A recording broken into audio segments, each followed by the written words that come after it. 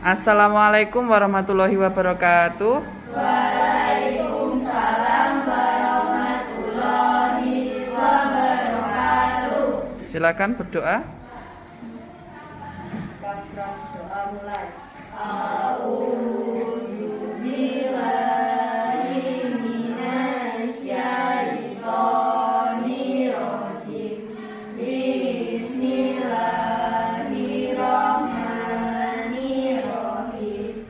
Alhamdulillahi rabbil alamin. Ar-Rahmanir Rahim. Maliki yaumiddin. Iyyaka na'budu wa iyyaka nasta'in. Ihdinas siratal mustaqim. Siratal ladzina an'amta 'alaihim ghairil maghdubi 'alaihim waladdallin. Amin. Bismillahirrahmanirrahim. Qul a'udzu billahi robba wa bil islami dina wa bil muhammadin nabiyya wa rasula.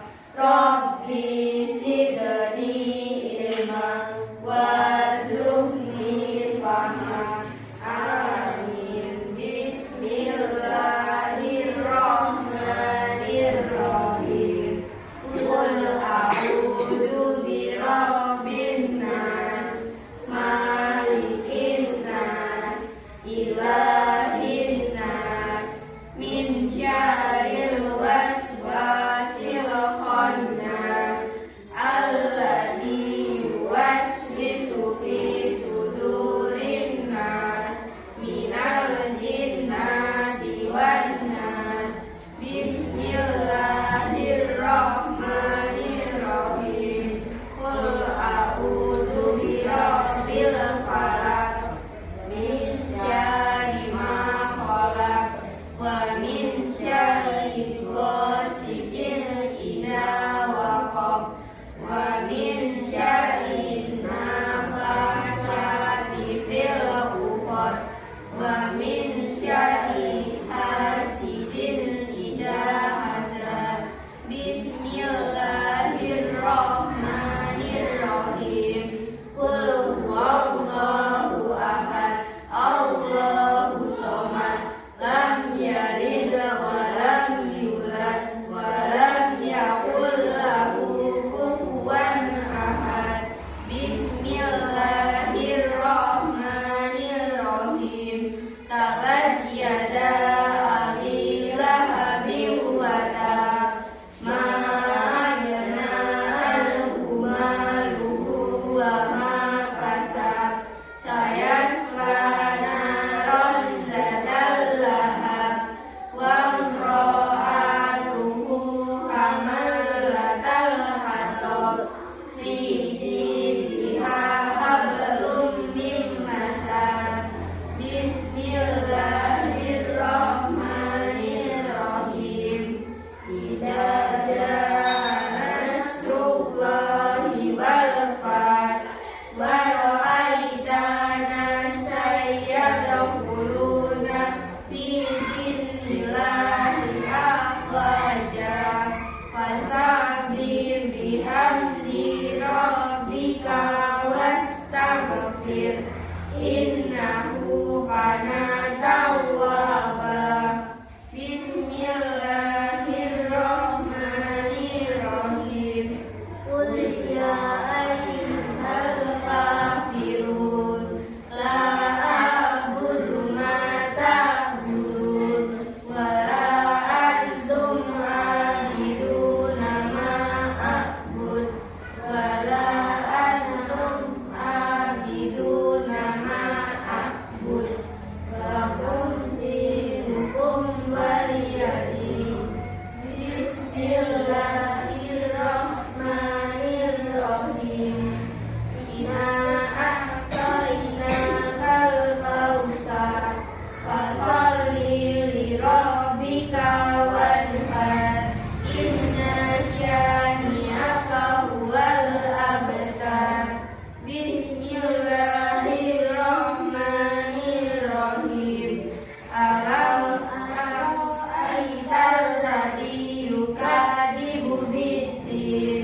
fadzalikal ladzi yad'ul yatim wa la yahuddu ala ta'amil miskin fawailul lil musallin alladzina hum an shalatihim sahun alladzina hum yura'un wa yamna'unal ma'un.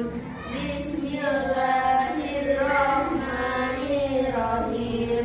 Lillahi Quraish ilahihim rihlata syita'i was-shaif falyabudu rabba hadzal bait alladzi at'amahum min ju'in wa amanahum min khauf.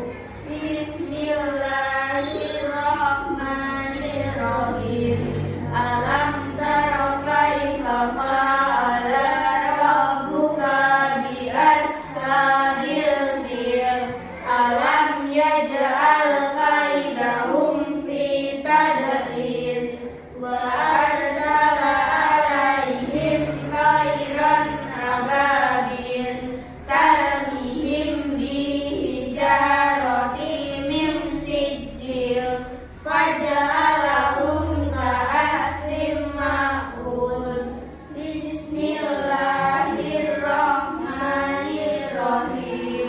Wailul likulli humazatil lumazah alladzi jama'a malahu wa addada yahsabu anna malahu a'lada qala yumbadana fil hurama wa ma adraka mal hurama narullahil muqadah allati tatli'u alal afidah innaha alaihim muqadah fi amadin mumaddadah. Sadaqallahul adzim. Asmaul Husna. Bismillahirrahmanirrahim. Ya Rahman Maha Ngasih, Ya Rahim Maha Penyayang, Ya Malik yang merajai, Ya Kudus Maha Suci, Ya Salam memberi selamat, Ya Mumin memberi keamanan.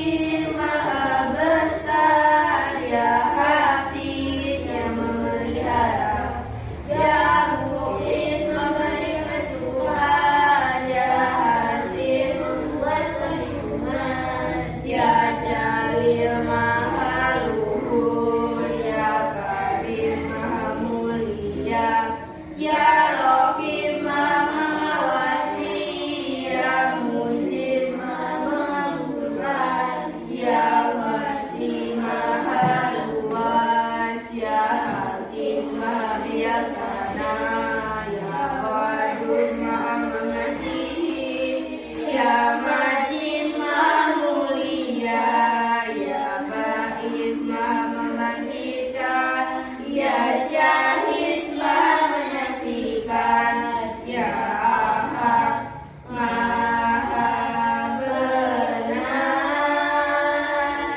Ya Wakil Maha memelihara, Ya Qayyum Maha kuat, Ya Matin Maha kokoh, Ya Wali Maha melindungi, Ya Hamid Maha terpuji, Ya Musin Maha menghitung, Ya Mubadi Maha memulai, Ya Muhid memberikan kehidupan, Ya Muni yang menghidupkan, Ya Mumit yang mematikan, Ya Hayyu Maha hidup, Ya Qayyum Maha mandiri, Ya Wajib Maha penemu, Ya Majid Maha mulia, Ya Wahid Maha tunggal, Ya Ahad Maha esa,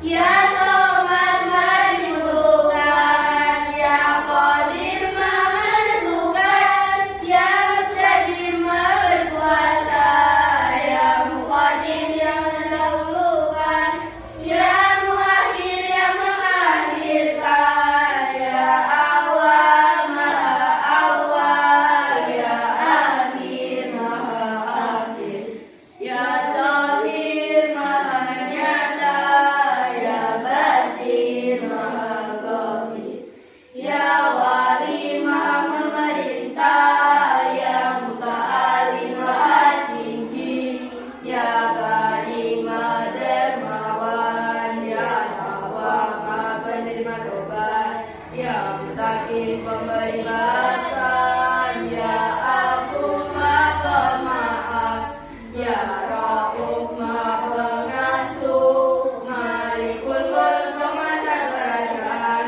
Dzul Jalali wal Ikram, pemilik kebesaran dan kemuliaan,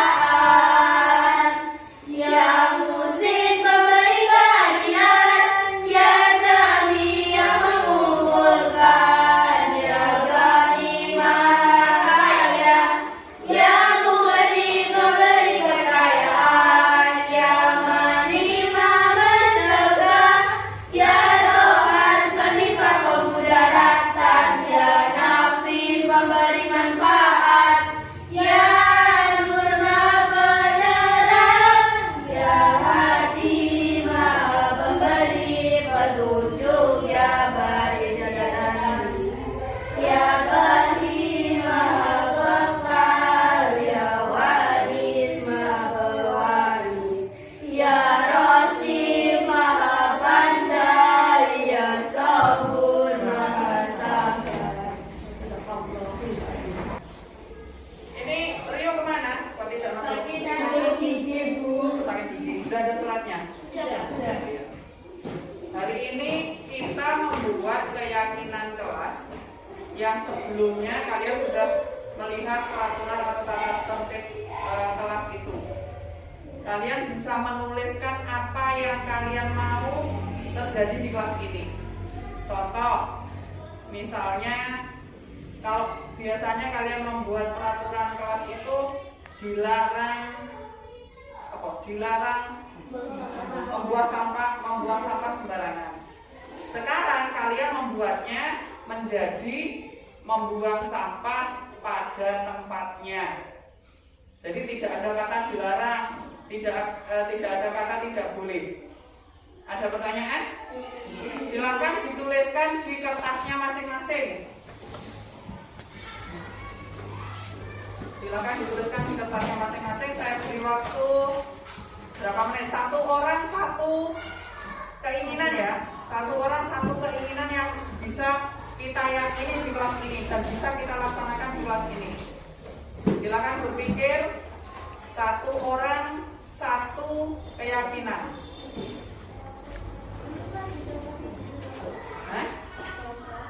Ya, nanti kamu membuat satu, ditulis terus nanti dituliskan satu persatu ke papan tulis. Itu nanti kita kita jadi keyakinan kelas 6 ini dan harus, karena itu pilihanmu sendiri, nanti harus dilaksanakan. Ya, misalnya datang tepat waktu, ya dilaksanakan datang tepat waktu. Ada pertanyaan lagi? Silakan ditulis. Boleh. Nanti yang dituliskan di sini hanya satu kalimat ya. Hanya satu kalimat yang dituliskan di depan.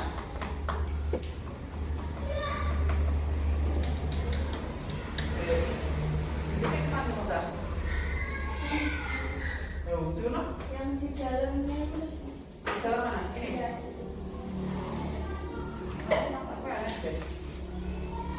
Keyakinan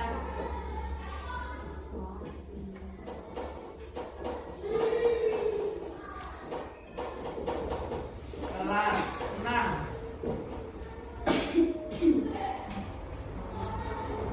Kenapa ini harus dibuat? Kenapa ini harus dibuat? Contoh ya, kalau kalian naik sepeda motor, apa yang harus kalian pakai? Helm. Kenapa? Supaya tidak ditilang. Untuk menjaga keselamatan. Kenapa untuk menjaga keselamatan? Maksud saya, kenapa kalian berpikir itu bisa menjaga keselamatan? Karena ya yakin. Yakin, kalian yakin, orang bohong helmnya. Iya toh? Kalau tidak pakai helm, kalau misalnya terjadi sesuatu di jalan, bisa cedera di kepala. Itu. Jadi karena kalian yakin lah. Kenapa kita sekarang membuat keyakinan kelas supaya kehidupan kalian di berikutnya itu tertata dan bisa menjadi karakter yang lebih baik. Sudah? Sudah? Sudah semua? Silakan dituliskan satu persatu dari si Revina. Silakan ke depan, ditulis ke depan.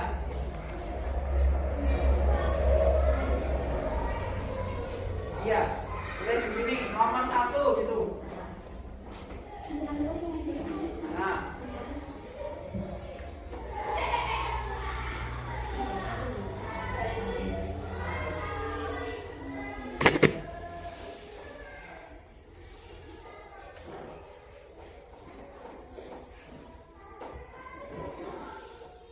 Ya, saling menghargai. Jadi ini keyakinan kelas yang dibuat oleh Revina. Kalian harus saling menghargai. Ya, tidak boleh mengejek temannya. Yang kedua, Farah, tulis yang kedua.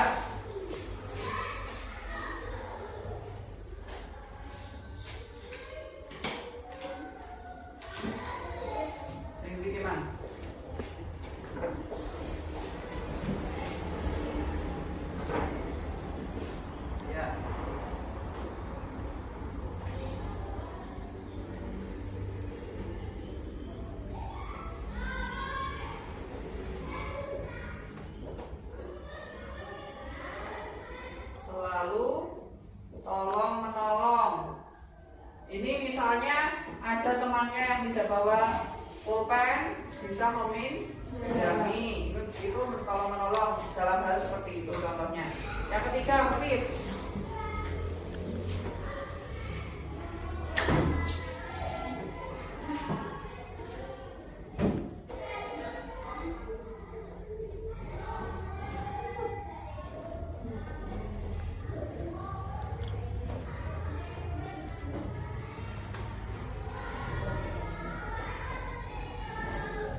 saling menghormati. Ini contohnya apa? Kalau misalnya kalian ada temannya yang misalnya ngobrol gitu ya, ngobrol itu saling menghormati itu satu ngobrol bicara dulu, yang satu mendengarkan. Jadi jangan menyela pembicaraan. Yang keempat, Laura, silakan ditulis di depan.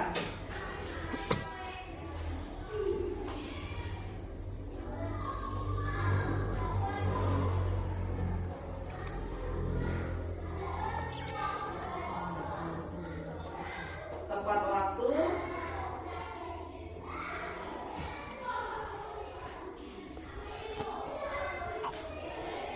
dan aktif di kelas. Ya, tepat waktu dan aktif di kelas. Ini contohnya apa? Ketika kalian selesai jam olahraga, awalnya di lapangan, setelah ganti jam pelajaran harus segera ganti baju terus masuk ke kelas. Kemudian aktif di kelas itu contohnya apa? Kalau ditanya, kalau ada kesulitan, silakan bertanya pada guru. Yang kelima, silakan Fadlan.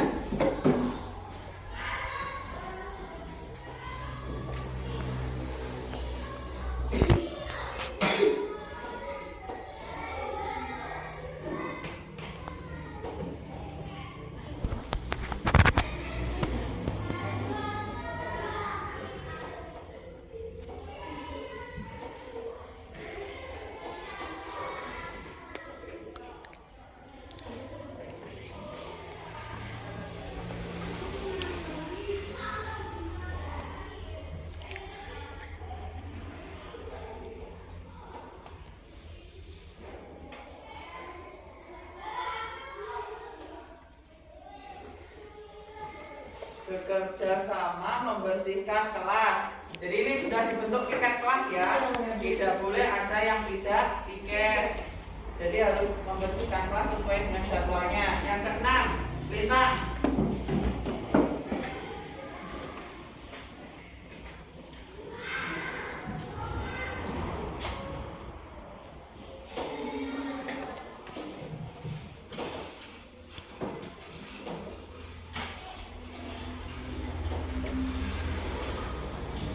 Menjaga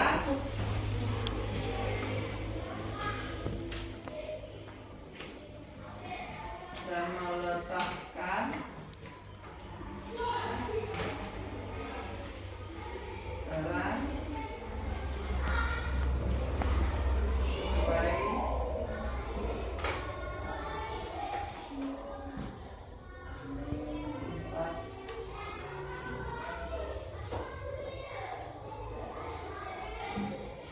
menjaga dan meletakkan barang sesuai tempatnya. Jadi nek awalnya mau pinjam buku di pojok baca dikembalikan lagi.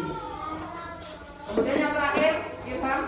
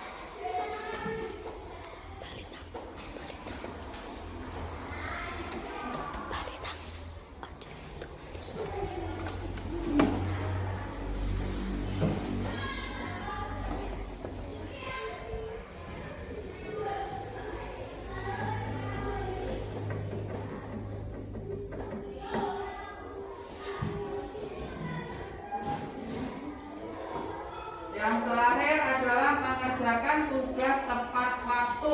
Jadi kalian kalau ada tugas silahkan dikerjakan sesuai dengan waktu yang disepakati. Siap melaksanakan keyakinan kelas 6? Siap. Oke. Jadi ini adalah keyakinan kelas kalian. Nanti kita buat menjadi yang bisa dipasang di dinding. Jadi kalian bisa mengingatnya apa yang telah kita yakini di kelas ini, ya? Ya. Ya. Kita lanjutkan ke pelajaran. Jadi ini keyakinan kelas kalian yang telah kalian tuliskan di sini.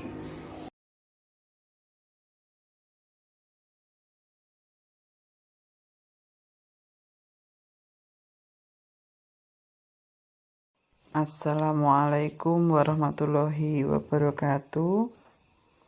Yang terhormat Ibu Kepala SD Negeri 2 Punung, yang kami hormati Bapak Ibu Guru SD Negeri 2 Punung. Sebelumnya terima kasih saya sampaikan kepada Ibu Sri Purwati SPD yang telah mengizinkan saya untuk melaksanakan acara pada hari ini, serta terima kasih pula atas kehadiran Bapak Ibu dalam acara pengimbasan materi budaya positif yang saya pelajari dan saya dapatkan di modul calon guru penggerak ini. Bapak Ibu yang saya hormati, langsung saja, apakah slide saya sudah terlihat Bapak Ibu? Oh iya, terima kasih. Baik, sambil menunggu, Bapak Ibu yang saya hormati, topik yang akan kita bahas pada siang hari ini adalah ada 6. Yang pertama, disiplin positif dan nilai-nilai kebajikan universal. Yang kedua, teori motivasi, hukuman dan penghargaan dan restitusi. Yang ketiga, keyakinan kelas. Yang keempat, kebutuhan dasar manusia dan dunia berkualitas. Yang kelima, restitusi 5 posisi kontrol. Yang keenam, restitusi segitiga restitusi. Bapak Ibu perlu diketahui bahwa ada perubahan paradigma tentang teori kontrol atau ilusi kontrol. Dr. William Glasser dalam kontrol teori yang kemudian hari berkembang dan dinamakan choice theory meluruskan beberapa miskonsepsi tentang makna kontrol. Yang pertama, ilusi guru mengontrol murid. Yang kedua, ilusi bahwa semua penguatan positif efektif dan bermanfaat. Yang ketiga, ilusi bahwa kritik dan membuat orang merasa bersalah dapat menguatkan karakter. Berikutnya, ilusi bahwa orang dewasa memiliki hak untuk memaksa. Ilusi guru mengontrol murid. Pada dasarnya, kita tidak dapat memaksa murid untuk berbuat sesuatu apabila murid tersebut memilih untuk tidak melakukannya. Walaupun tampaknya guru sedang mengontrol perilaku murid, hal demikian terjadi karena murid sedang mengizinkan dirinya dikontrol. Saat itu, bentuk kontrol guru menjadi kebutuhan dasar yang dipilih murid tersebut. Teori kontrol menyatakan bahwa semua perilaku memiliki tujuan, bahkan terhadap perilaku yang tidak disukai. Yang kedua, ilusi bahwa semua penguatan positif efektif dan bermanfaat. Penguatan positif atau bujukan adalah bentuk-bentuk kontrol. Segala usaha untuk mempengaruhi murid agar mengulangi suatu perilaku tertentu adalah suatu usaha untuk mengontrol murid tersebut. Dalam jangka waktu tertentu, kemungkinan murid tersebut akan menyadarinya dan mencoba untuk menolak bujukan kita, atau bisa jadi murid tersebut menjadi tergantung pada pendapat sang guru untuk berusaha. Ilusi berikutnya, ilusi bahwa kritik dan membuat orang merasa bersalah dapat menguatkan karakter. Menggunakan kritik dan rasa bersalah untuk mengontrol murid menuju pada identitas gagal. Mereka belajar untuk merasa buruk tentang diri mereka. Mereka mengembangkan dialog diri yang negatif. Kadangkala sulit bagi kita sebagai guru untuk mengidentifikasi bahwa mereka sedang melakukan perilaku ini, karena seringkali guru cukup menggunakan suara halus untuk menyampaikan pesan negatif. Berikutnya, ilusi bahwa orang dewasa memiliki hak untuk memaksa. Banyak orang dewasa yang percaya bahwa mereka memiliki tanggung jawab untuk membuat murid-murid berbuat hal-hal tertentu. Apapun yang dilakukan dapat diterima, selama ada sebuah kemajuan berdasarkan sebuah pengukuran kinerja. Pada saat itu pula, orang dewasa akan menyadari bahwa perilaku memaksa tidak akan efektif untuk jangka waktu panjang, dan sebuah hubungan permusuhan akan terbentuk. Berikut ini adalah perubahan paradigma stimulus respon ke teori kontrol. Jadi, kalau di stimulus respon, realitas kebutuhan kita itu sama. Tetapi, kalau di teori kontrol, realitas kebutuhan kita itu berbeda. Kemudian di stimulus respon semua orang melihat hal yang sama. Kalau di teori kontrol setiap orang memiliki gambaran yang berbeda. Berikutnya stimulus respon kita mencoba mengubah orang agar berpandangan sama dengan kita, tetapi di teori kontrol kita berusaha memahami pandangan orang lain tentang dunia. Berikutnya di stimulus respon, perilaku buruk dilihat sebagai suatu kesalahan. Teori kontrol, semua perilaku memiliki tujuan. Jadi, kita tidak bisa menyalahkan perilaku setiap orang atau kita sebagai guru, jadi kita tidak bisa menyalahkan perilaku siswa. Kemudian stimulus respon, orang lain bisa mengontrol saya. Di teori kontrol, hanya Anda yang bisa mengontrol diri Anda. Stimulus respon, saya bisa mengontrol orang lain. Di teori kontrol, Anda tidak bisa mengontrol orang lain. Berikutnya, stimulus respon, pemaksaan ada pada saat bujukan gagal. Di teori kontrol, kolaborasi dan konsensus menciptakan pilihan-pilihan baru. Kemudian stimulus respon, model berpikir menang kalah. Kalau di teori kontrol, model berpikir menang-menang. Baik, apakah makna disiplin? Berasal dari bahasa Latin disciplina yang artinya belajar. Makna asal dari kata ini berkonotasi dengan disiplin diri dari murid-murid Sokrates dan Plato. Disiplin diri membuat orang menggali potensinya menuju sebuah tujuan, apa yang dia hargai. Namun, dalam budaya kita, makna kata disiplin telah berubah menjadi sesuatu yang dilakukan seseorang pada orang lain untuk mendapatkan kepatuhan. Bapak Ibu, coba tanyakan ke diri kita sendiri, bagaimana kita berperilaku, mengapa kita melakukan segala sesuatu, apakah kita melakukan sesuatu karena adanya dorongan dari lingkungan, atau ada dorongan yang lain. Kadang-kadang kita melakukan sesuatu karena kita menghindari rasa sakit atau ketidaknyamanan. Terkadang kita juga melakukan sesuatu untuk mendapatkan apa yang kita mau.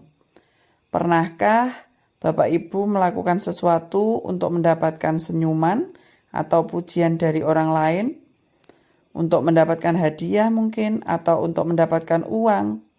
Apalagi ya kira-kira alasan orang melakukan sesuatu. Ketika mendengar kata disiplin, apa yang terbayang di benak Anda? Apa yang terlintas di pikiran Anda? Kebanyakan kita menghubungkan kata disiplin itu dengan tata tertib, teratur, dan kepatuhan pada peraturan. Kata disiplin ini juga sering dihubungkan dengan hukuman, padahal itu sungguh berbeda. Karena belajar tentang disiplin positif tidak harus dengan memberi hukuman. Justru itu adalah salah satu alternatif terakhir dan bila perlu tidak digunakan sama sekali. Dalam budaya kita, makna kata disiplin dimaknai menjadi sesuatu yang dilakukan seseorang pada orang lain untuk mendapatkan kepatuhan. Kita cenderung menghubungkan kata disiplin dengan ketidaknyamanan. Nilai-nilai kebajikan universal. Nilai-nilai kebajikan adalah sifat-sifat positif manusia yang merupakan tujuan mulia yang ingin dicapai setiap individu. Nilai-nilai tersebut bersifat universal dan lintas bahasa, suku bangsa, agama, maupun latar belakang.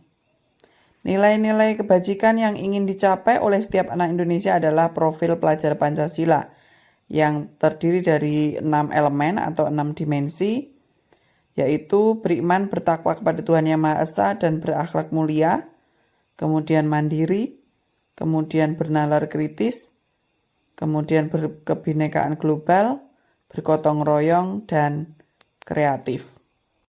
Sebagai pendidik atau sebagai guru, tujuan kita adalah menciptakan anak-anak yang memiliki disiplin diri sehingga mereka bisa berperilaku dengan mengacu pada nilai-nilai kebajikan universal dan memiliki motivasi intrinsik bukan ekstrinsik.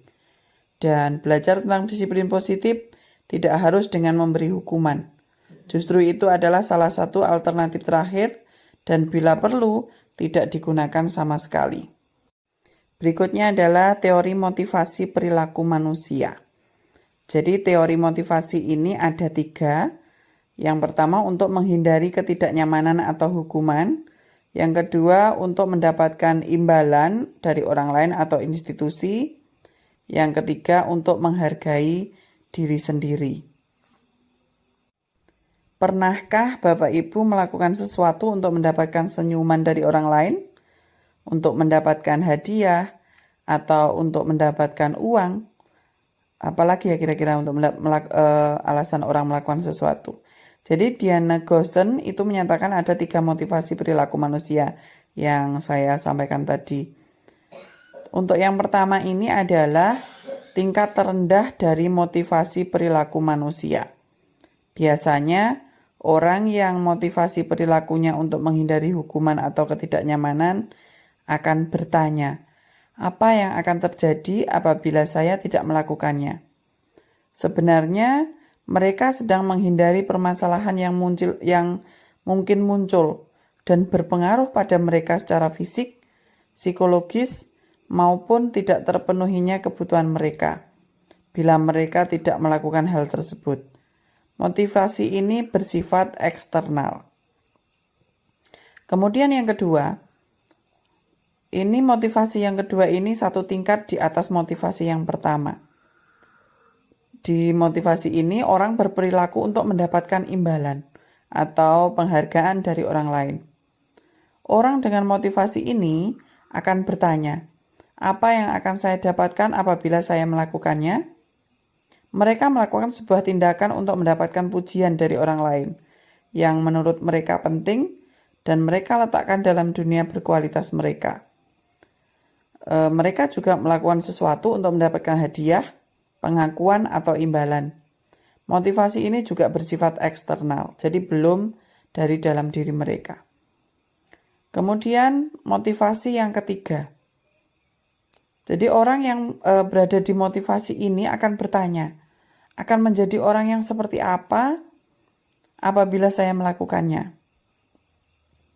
Kemudian mereka melakukan sesuatu itu karena nilai-nilai yang mereka yakini dan hargai. Dan mereka melakukannya karena mereka ingin menjadi orang yang melakukan nilai-nilai yang mereka yakini tersebut. Ini adalah motivasi yang akan membuat seseorang memiliki disiplin positif. Karena motivasi berperilakunya bersifat internal, bukan eksternal. Jadi sudah dari dalam diri mereka sendiri. Tujuan dari disiplin positif itu adalah menanamkan motivasi yang ketiga ini pada murid-murid kita, yaitu untuk menjadi orang yang mereka inginkan dan menghargai diri sendiri dengan nilai-nilai yang mereka percaya. Ketika murid-murid kita memiliki motivasi tersebut, murid-murid kita telah memiliki motivasi intrinsik yang berdampak jangka panjang. Motivasi yang tidak akan terpengaruh pada adanya hukuman atau hadiah. Mereka akan tetap berperilaku baik dan berlandaskan nilai-nilai kebajikan karena mereka ingin menjadi orang yang menjunjung tinggi nilai-nilai yang mereka hargai. Berikut ini adalah tabel perbedaan hukuman dan konsekuensi. Jadi, sebaiknya kita menghindari hukuman kepada murid kita. Tapi, sebisa mungkin melakukan konsekuensi. Jadi ini adalah perbedaan antara hukuman dan konsekuensi. Biasanya, kalau hukuman itu membuat anak sakit fisik maupun hatinya untuk jangka waktu yang lama. Kalau konsekuensi membuat anak merasa tidak nyaman dalam jangka waktu pendek. Kemudian hukuman, anak membenci kedisiplinan. Kalau konsekuensi anak menghargai disiplin dan sebagainya. Bisa Bapak Ibu lihat di tabel ini. Dalam menjalankan peraturan atau keyakinan kelas atau keyakinan sekolah, bila mana ada suatu pelanggaran, tentunya sesuatu harus terjadi. Untuk itu, kita perlu meninjau ulang tindakan penegakan peraturan atau keyakinan kelas atau keyakinan sekolah kita selama ini. Tindakan terhadap suatu pelanggaran pada umumnya berbentuk hukuman atau konsekuensi. Hukuman bersifat tidak terencana atau tiba-tiba. Anak atau siswa itu tidak tahu apa yang akan terjadi dan tidak dilibatkan.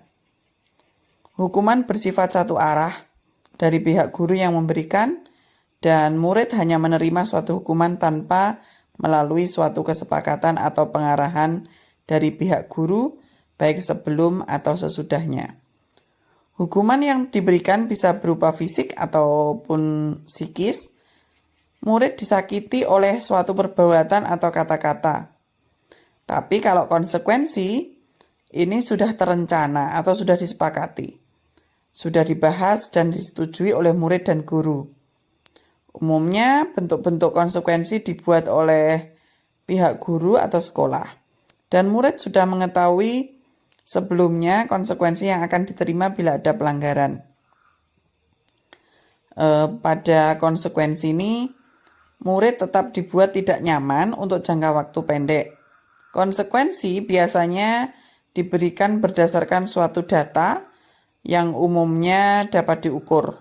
Misalnya, setelah 3 kali tugasnya tidak diselesaikan pada batas waktu yang diberikan, atau murid melakukan kegiatan di luar kegiatan pembelajaran, misalnya ngobrol, maka murid tersebut akan kehilangan waktu bermain dan harus menyelesaikan tugas karena ketertinggalannya.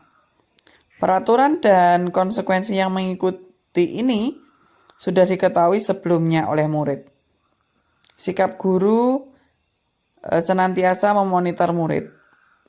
Contoh untuk hukuman apabila ada anak yang datang terlambat ke sekolah. Misalnya, guru memberikan hukuman dengan mencatat 100 kali di dalam buku kalimat misalnya saya tidak akan terlambat lagi. Itu termasuk hukuman. Yang contoh untuk konsekuensi, apabila ada seorang murid yang mencoret-coret kertas temannya, maka menggantikan kertas tugas teman yang telah dicoret-coret. Jadi ini adalah contoh konsekuensi yang sebelumnya itu merupakan kesepakatan bersama. Baik, selanjutnya Bapak Ibu, restitusi. Saya baru saja mendengar kata restitusi itu ketika mengikuti program guru penggerak ini dan mempelajari modul 1.4 ini. Restitusi itu adalah proses menciptakan kondisi bagi murid untuk memperbaiki kesalahan mereka, sehingga mereka bisa kembali pada kelompok mereka dengan karakter yang lebih kuat. Ini menurut Goosen tahun 2004. Ciri-ciri restitusi.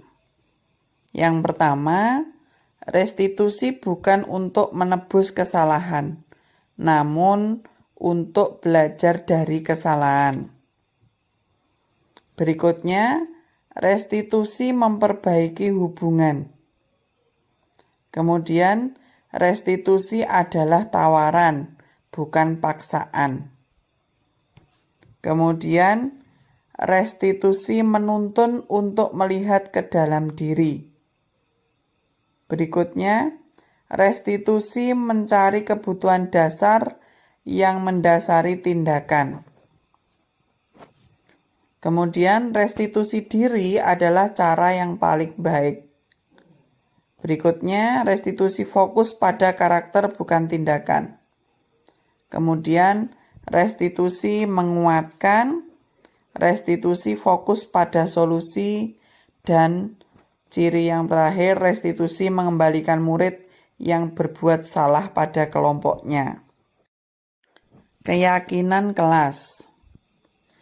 Bapak Ibu, kita sebagai guru di kelas sebaiknya menyusun atau membuat keyakinan kelas.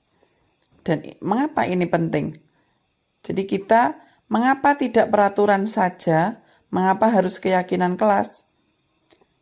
Kalau misalnya, mengapa kita memiliki peraturan tentang penggunaan helm pada saat mengendarai kendaraan roda 2 atau kendaraan motor? Kemungkinan jawaban Anda adalah untuk keselamatan. Dan apabila ada pertanyaan, mengapa kita memiliki peraturan tentang penggunaan masker dan mencuci tangan setiap saat? Kemungkinan jawaban Anda adalah untuk kesehatan atau keselamatan. Nah, nilai-nilai keselamatan atau kesehatan inilah yang kita sebut sebagai suatu keyakinan, yaitu nilai-nilai kebajikan universal yang disepakati secara tersirat dan tersurat, lepas dari latar belakang suku, negara, bahasa, maupun agama. Pembentukan keyakinan sekolah atau keyakinan kelas. Keyakinan kelas bersifat lebih abstrak daripada peraturan yang lebih rinci dan konkret. Keyakinan kelas berupa pernyataan-pernyataan universal. Pernyataan keyakinan kelas senantiasa dibuat dalam bentuk positif. Keyakinan kelas hendaknya tidak terlalu banyak sehingga mudah diingat dan dipahami oleh semua warga kelas. Keyakinan kelas sebaiknya sesuatu yang dapat diterapkan di lingkungan tersebut. Semua warga kelas hendaknya ikut berkontribusi dalam pembuatan keyakinan kelas lewat kegiatan curah pendapat. Kemudian bersedia meninjau kembali keyakinan kelas dari waktu ke waktu. Jadi ini bisa berlaku untuk 1 tahun ajaran. Misalnya nanti ada kenaikan kelas, jadi berbeda lagi keyakinan kelasnya. Tergantung dari keinginan dari masing-masing siswa. Nah, ini adalah contoh keyakinan kelas. Jadi tadi kalimatnya positif, tidak ada kata dilarang, tidak ada kata tidak boleh, tidak ada kata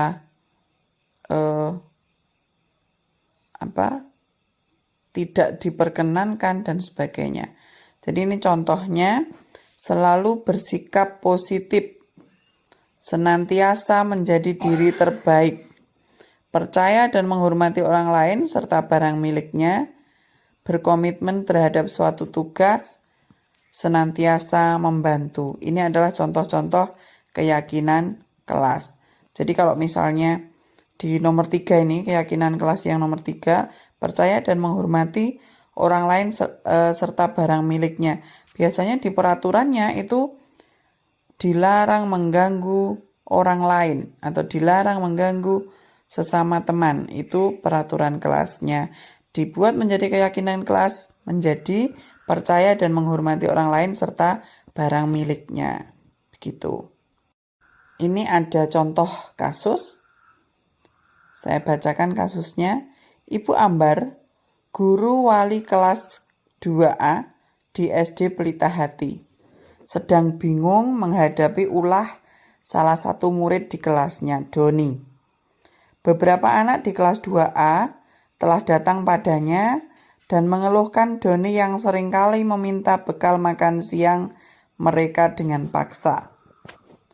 Jika Anda menghadapi situasi seperti Ibu Ambar, apa yang akan Anda lakukan? Menurut Anda, kira-kira apa alasan Doni melakukan hal itu?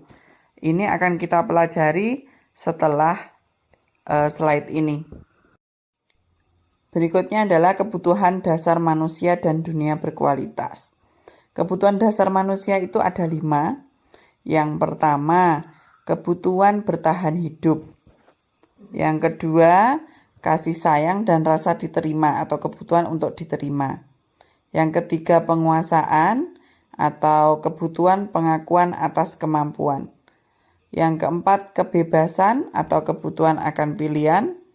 Yang kelima, kesenangan atau kebutuhan untuk merasa senang. Jadi, kebutuhan bertahan hidup atau survive ya adalah kebutuhan yang bersifat fisiologis untuk bertahan hidup, misalnya kesehatan, rumah, dan makanan. Kebutuhan biologis sebagai bagian dari proses reproduksi termasuk kebutuhan untuk tetap bertahan hidup. Komponen psikologis pada kebutuhan ini meliputi kebutuhan akan perasaan aman. Jadi dari kasus Doni tadi, apabila jawaban Doni ketika ditanya oleh Ibu Ambar adalah karena ia lapar dan orang tuanya tidak membawakannya bekal makan siang, maka kebutuhan dasar yang sedang berusaha dipenuhi oleh Doni adalah kebutuhan untuk bertahan hidup atau survival. Kebutuhan dasar manusia yang kedua, kebutuhan untuk disayangi dan diterima. Ini meliputi kebutuhan akan hubungan dan koneksi sosial. Kebutuhan untuk memberi dan menerima kasih sayang, dan kebutuhan untuk merasa menjadi bagian dari suatu kelompok. Kebutuhan ini juga meliputi keinginan untuk tetap terhubung dengan orang lain, seperti teman, keluarga, pasangan hidup, teman kerja, misalnya binatang peliharaan, dan kelompok di mana kita tergabung. Anak-anak atau murid kita yang memiliki kebutuhan dasar kasih sayang dan rasa diterima yang tinggi biasanya ingin disukai dan diterima oleh lingkungannya. Mereka juga akrab dengan orang tuanya. Biasanya mereka belajar karena suka pada gurunya. Bagi mereka, teman sebaya sangatlah penting. Mereka juga biasanya suka bekerja dalam kelompok.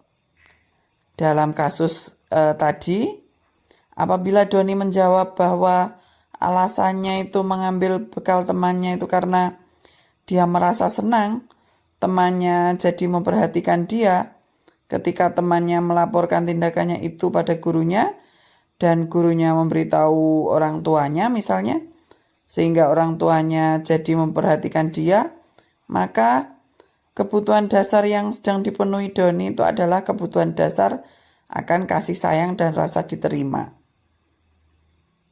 Kemudian yang ketiga, kebutuhan penguasaan.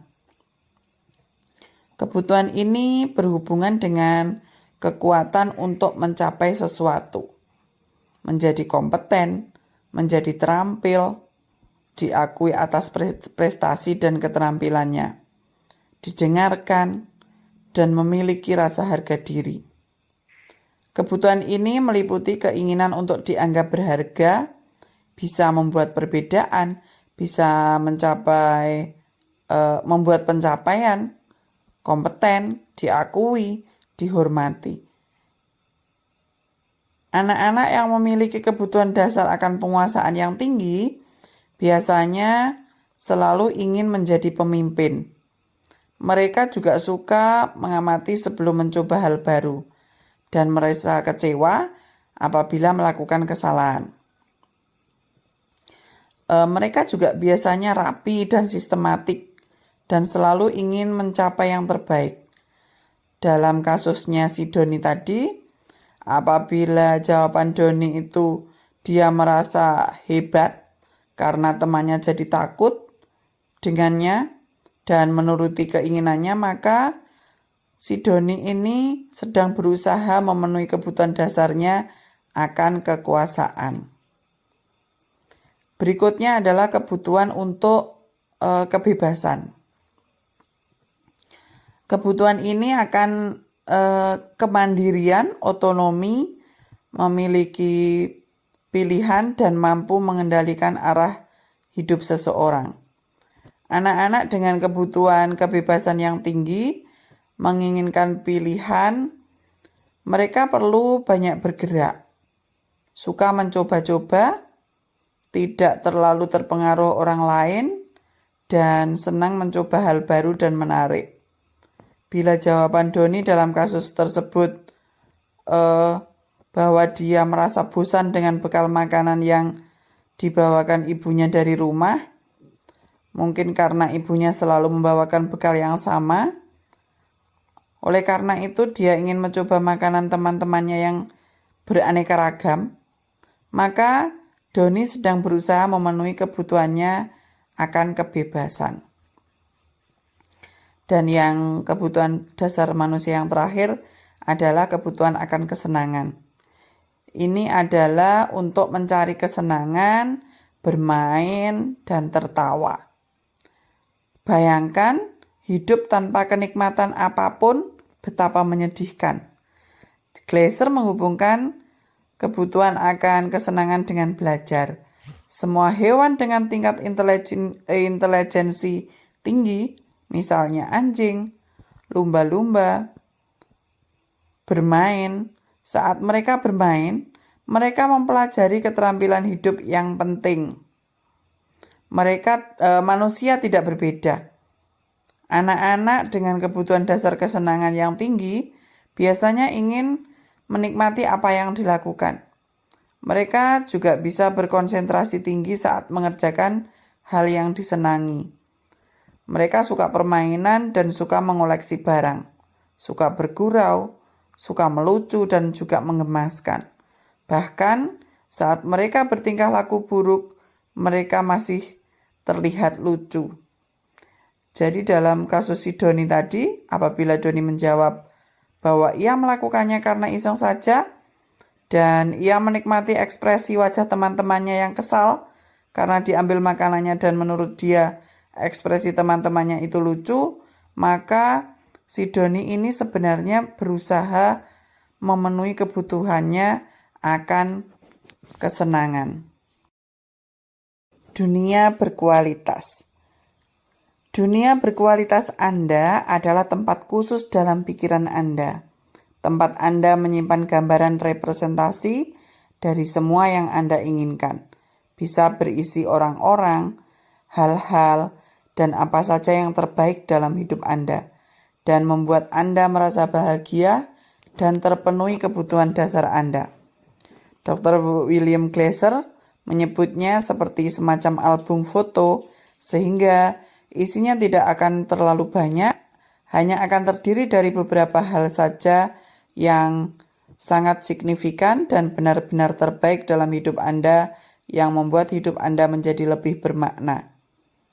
Kebutuhan dasar bersifat lebih umum dan universal, sedangkan dunia berkualitas lebih unik dan personal.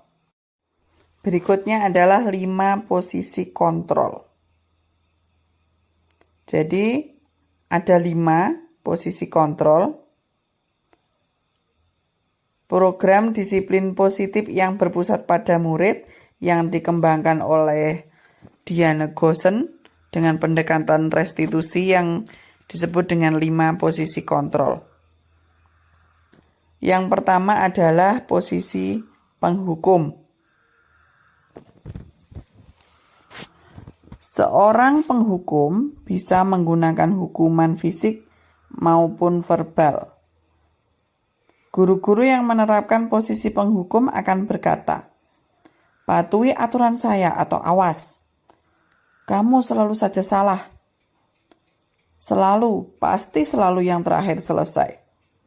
Guru seperti ini senantiasa percaya hanya ada satu cara agar pembelajaran bisa berhasil, yaitu cara dia.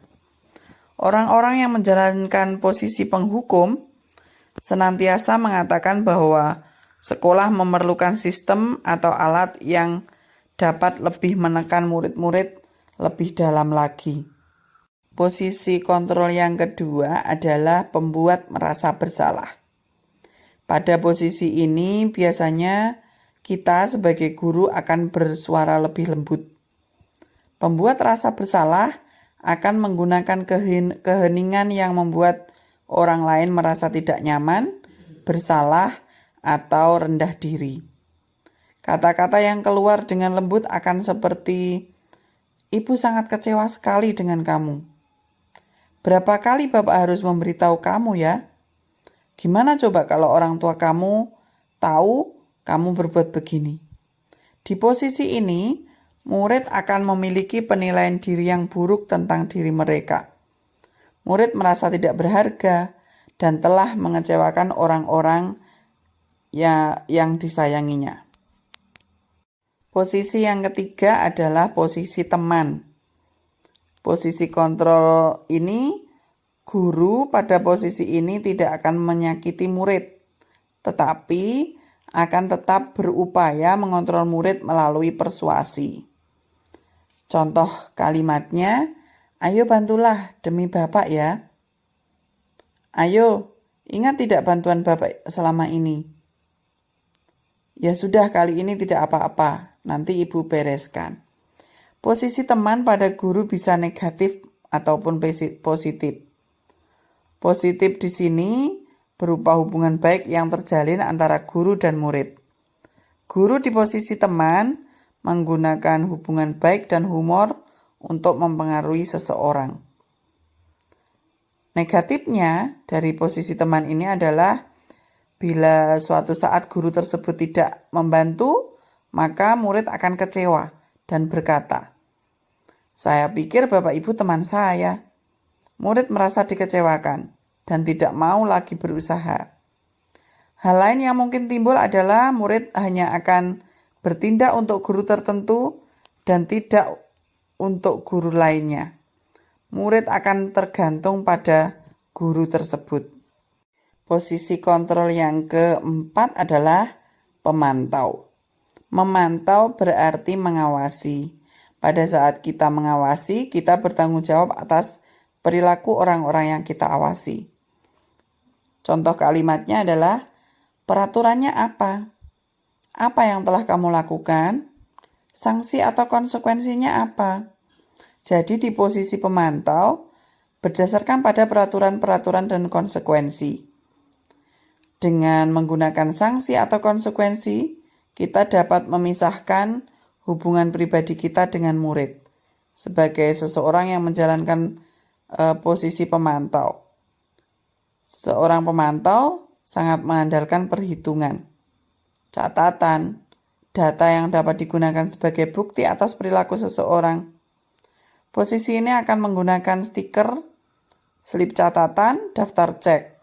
Posisi pemantau sendiri berawal dari teori stimulus respon yang menunjukkan tanggung jawab guru dalam mengontrol murid. Posisi kontrol yang kelima adalah sebagai manajer. Posisi ini, guru berbuat sesuatu bersama dengan murid, mempersilahkan murid mempertanggungjawabkan perilakunya, mendukung murid agar dapat menemukan solusi atas permasalahannya sendiri. Contoh kalimatnya, apa yang kita yakini? Jadi kita kembali ke keyakinan kelas. Apakah kamu meyakininya? Kemudian, jika kamu meyakininya, apakah kamu bersedia memperbaikinya? Jika kamu memperbaiki ini, hal ini menunjukkan apa tentang dirimu? Kemudian, apa rencana kamu untuk memperbaiki hal ini? Jadi, di posisi kontrol, seorang manajer telah memiliki keterampilan di posisi teman maupun pemantau. Dan dengan demikian, bisa jadi di waktu-waktu tertentu kembali kepada kedua posisi tersebut bila diperlukan. Namun, Bila kita menginginkan murid-murid kita menjadi manusia yang merdeka, mandiri dan bertanggung jawab, maka kita perlu mengacu kepada restitusi yang dapat menjadikan murid kita seorang manajer bagi dirinya sendiri. Jadi di manajer, murid diajak untuk menganalisis kebutuhan dirinya maupun kebutuhan orang lain. Di sisi penekanan, bukan pada kemampuan membuat konsekuensi, namun dapat berkolaborasi dengan murid bagaimana memperbaiki kesalahan mereka. Tugas seorang manajer bukan untuk mengatur perilaku seseorang. Kita membimbing murid untuk dapat mengatur dirinya. Jadi seorang manajer bukannya memisahkan murid dari kelompoknya, tapi mengembalikan murid tersebut ke kelompoknya dengan lebih baik dan kuat. Bisa jadi nanti dalam praktiknya kita akan kembali ke posisi teman atau pemantau. Karena murid yang ditangani belum siap diajak berdiskusi atau diundang melakukan restitusi. Dan ini yang terakhir adalah segitiga restitusi.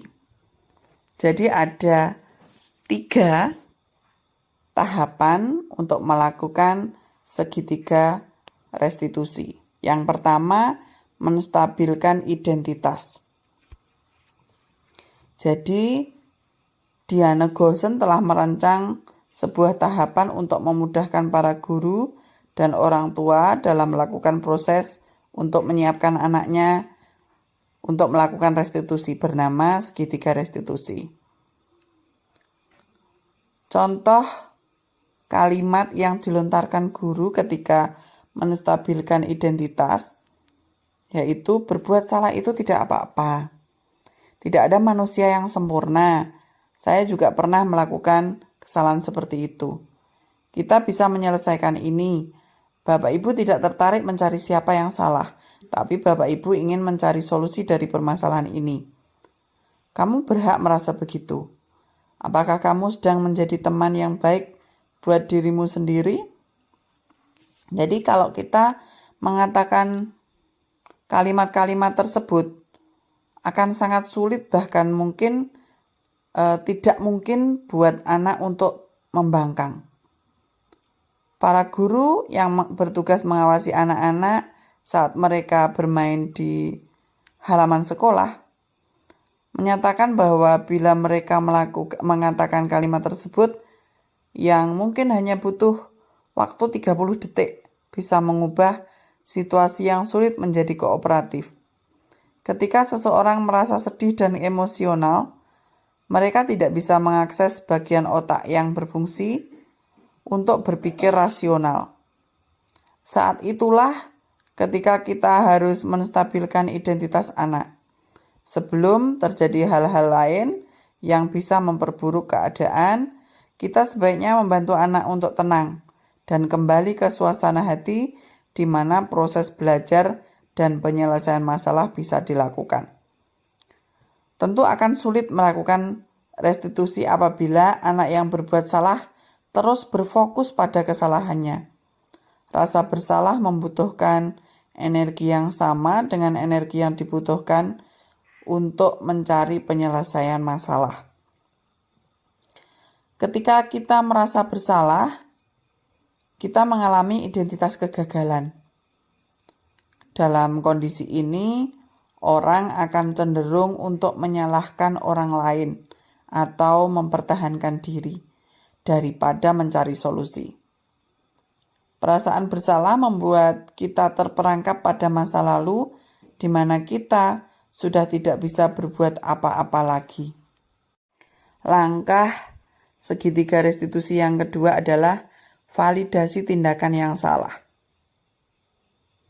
Jadi ini contoh-contoh kalimat yang dilontarkan guru ketika ada pelanggaran. Langkah berikutnya dari langkah yang pertama tadi, padahal kamu bisa melakukan yang lebih buruk dari ini ya. Kamu pasti punya alasan mengapa melakukan hal itu.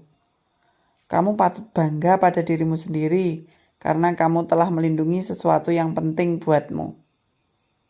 Kamu boleh mempertahankan sikap itu, tapi kamu harus menambahkan sikap yang baru. Biasanya, guru menyuruh anak untuk menghentikan sikap yang tidak baik. Tapi, dalam teori kontrol menyatakan bahwa resep itu tidak manjur. Mungkin tindakan guru dengan memvalidasi sikap yang tidak baik seperti bertentangan dengan aturan yang ada, namun sebetulnya tujuannya untuk menunjukkan bahwa guru memahami alasan dibalik tindakan murid. Restitusi tidak menyarankan guru bicara ke murid bahwa melanggar aturan adalah sikap yang baik, tapi dalam restitusi, guru harus memahami alasannya dan paham bahwa setiap orang pasti akan melakukan hal yang terbaik di waktu tertentu. Dan yang terakhir, Bapak Ibu, ini adalah langkah yang ketiga, yaitu menanyakan keyakinan. Contoh kalimatnya, apa yang kita percaya sebagai kelas atau keluarga? Apa nilai-nilai umum yang kita telah sepakati? Apa bayangan kita tentang kelas yang ideal? Kamu mau jadi orang yang seperti apa? Penting untuk kita menanyakan ke anak, kehidupan seperti apa nantinya yang mereka inginkan. Apakah kamu ingin menjadi orang yang sukses, bertanggung jawab, atau bisa dipercaya? Kebanyakan anak akan mengatakan iya, tapi mereka tidak tahu bagaimana caranya menjadi orang seperti itu. Guru dapat membantu dengan bertanya, seperti apa jika mereka menjadi orang seperti itu? Ketika anak sudah mendapat gambaran yang jelas tentang orang seperti apa yang mereka inginkan, guru dapat membantu anak-anak tetap fokus pada gambaran tersebut. Sampai yang terakhir, terima kasih Bapak Ibu atas waktu yang telah diluangkan, yang telah meluangkannya untuk menerima pembahasan dari modul 1.4 ini. Silakan kalau Bapak Ibu ada yang mau tanya, monggo. Bisa lewat chat atau bisa menyampaikan tanya. Bentar.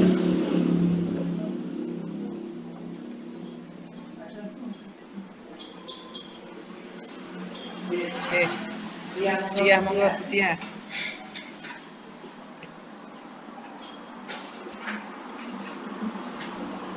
Suara bisu masih dibisukan, Mbak. Ya, terima kasih untuk waktunya yang diberikan. Saya mau bertanya, kita sebagai guru baiknya berada di posisi kontrol yang mana? Dan apakah bisa berada di lebih dari satu posisi kontrol? Terima kasih. Iya. Terima kasih Bu Diah. Jadi tadi bertanya kita sebagai guru sebaiknya di posisi kontrol yang mana? Kalau idealnya kita sebaiknya berada di posisi kontrol manajer ya. Jadi posisi kontrol manajer itu murid akan menjadi pribadi yang mandiri, merdeka, dan bertanggung jawab karena dia sendiri yang akan mencari solusi dari permasalahan mereka, bukan kita. Tapi dalam penerapan disiplin sehari-hari, kita bisa berada di pemantau ataupun di teman karena anak-anak seusia anak SD itu kan kalau misalnya diajak untuk bagaimana sebaiknya kalian jadi seperti apa untuk untuk diajak diskusi atau mengundang melakukan restitusi itu akan sulit. Jadi tidak apa-apa kalau misalnya kita kembali saat bagaimana kita kembali ke posisi teman maupun pemantau. Begitu Bu Diah. Terima kasih pertanyaannya. Ada yang lain mungkin? Terima kasih waktunya Bapak Ibu. Terima kasih sekali lagi sudah meluangkan waktunya untuk berada di room kita, kami. Terima kasih. Sekali lagi, Assalamualaikum warahmatullahi wabarakatuh.